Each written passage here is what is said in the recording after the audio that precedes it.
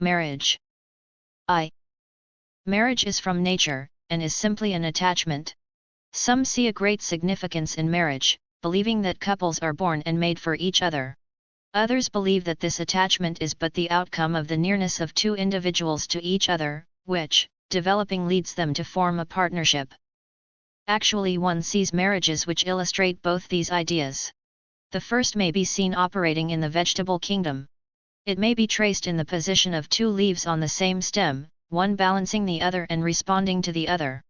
The second may be seen ruling the animal world, where mates become attached to each other through propinquity, until something comes to disturb their lives together. And then, absent from one another, they forget each other and readily accept a new mate. But man always has something of sincerity and faithfulness in his nature. Though he lives his life in a changing scene, he values steadiness and constancy. The origin of his soul is indeed that one and eternal spirit, which does not change.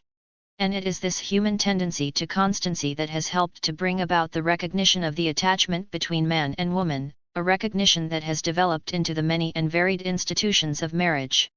For the human pair so attached have wished to think of themselves as united in a desire for constancy. And they have also wished others to look upon them as a couple joined in a constant partnership. The idea that an individual man or woman has been created the one for the other is found among all races at all times. It rests on common human experience. One often sees an individual possessed of a desire to marry, who makes many friends without becoming attached to anyone. It seems as if her were groping towards his own mate who is destined for him, and cannot rest until he finds her. And again one sees two who have met many others without forming any real attachment, but who upon meeting instantly feel united, as if they had been made for each other. One sees that all creation is aiming at perfection. Every atom is working to fit into its proper place. And either it attracts or else it is attracted to the fulfillment of that perfection which is the reason for its existence. All the different particles of an object are in time brought together. No matter how scattered, eventually they meet. This is the secret underlying existence. And the coming together of a man and woman, who see their attachment to each other as something as sacred as religion, is true union. The hope with which they look for their partnership to endure in unbroken constancy makes theirs a real marriage. And in this ideal is found the perfection of human life. But this natural, sacred union is influenced from both sides in the modern state, on the one side by the Church, and on the other side by the law. Marriage has degenerated into a business affair, advertised on all sides as subservient to ideas of material profit and advantage. It is even suggested now that an external authority shall decide whether a couple be physically fitted to marry, so that the liberty to make even this decision may be taken out of their own hands. And once they are bound together, the laws of the Church keep a couple bound together whether the attachment proves to be real and sincere or not, making them captives for life. So that often, the promise taken in the church service, is the only tie that remains, and it becomes a lock that secures the imprisonment of two lives. Having no joy in their union, a couple, mutually willing to part, may be thus debarred from experiencing the joy of a real marriage within their church. And the social law stands ready to enforce captivity and to inflict punishment should they break their imprisonment. And thus prevents them from following that sacred path of real attachment which leads to perfection of life. For marriage is neither a religious ritual nor a business contract, though the attitude of the Church makes it appear as the one, and the state as the other. The free thinker, revolted by the purely formal marriage, goes to the opposite extreme, advocating what he calls free love. This ideal of free love, by which man and woman have entire freedom in marriage and divorce without reference to church or state, will be practicable and possible when all the children of the community are equally under the care of the community. Nevertheless, for the individual to have this freedom without a spiritual ideal of life would prove a curse. For it must be acknowledged that the world, which is progressing in many directions, is weakening in others, and every day shows a weakening in the regard for purely spiritual ideas, such as are necessary in the democracy taught by the greatest teachers of humanity. If the spirit of freedom becomes destructive, it loses the essence of democracy. The true democrat says, "There is no one to whom I, in my humanity, will yield as to a superior," but he also says, "There is no one among humanity whom I dare to despise or injure."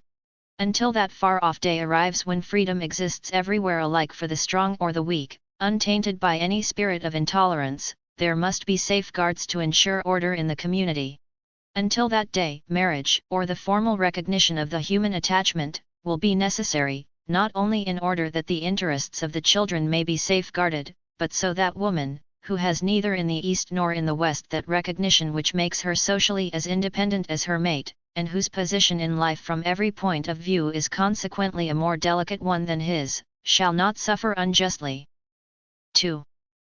A Turkish father heard that his son was continually absent on long visits to a country place, and ordered him to give up these journeys and to remain strictly at his studies. He is a man of influence and position, and his son, from fear of him, fell in with his wishes. But later, hearing that his son had involved himself in an affair with a woman in that country place, the father sent him back to her, saying, "How otherwise shall I feel secure that my own daughter will meet with honesty and sincerity?"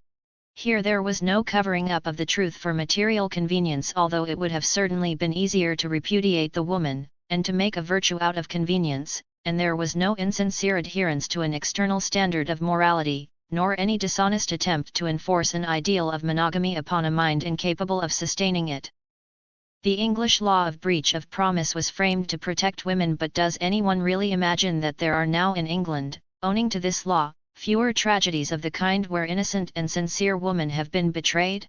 The really sincere woman is silent before treachery of this kind as before death, feeling herself to be in the presence of something against which she is powerless. The average man is apt to look with awe upon the social laws, which govern his community, as if these laws were of divine ordinance. He forgets that they are simply means devised for the most part by the average among his fellow men, to keep order, and that they can often be traced to a materialistic point of view, directly opposite to the divine spirit of the teacher whom he professes to follow as his religious lord and guide. Every individual has a certain motive in his life. The higher his motive, the greater the current of thought or feeling that streams from him towards it. If two mates are drawn by the same motive, they advance through life together, but if it is not so, then life may be like swimming against the tide for each of them. Before marriage it is hope that keeps love alive. Acquaintance, friendship, courtship are deepening stages through which hope leads the human being to that partnership called marriage.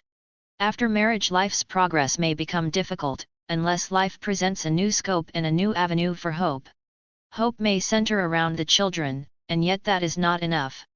There must be some incentive to stimulate each partner to progress along the path of life, and this is best given by each to the other when a common interest makes them share both joy and sorrow together, their gaze centered on the same aim. Where there is no common interest or aim or ambition, harmony may still exist if each has an ideal of his responsibilities to the other as a human being.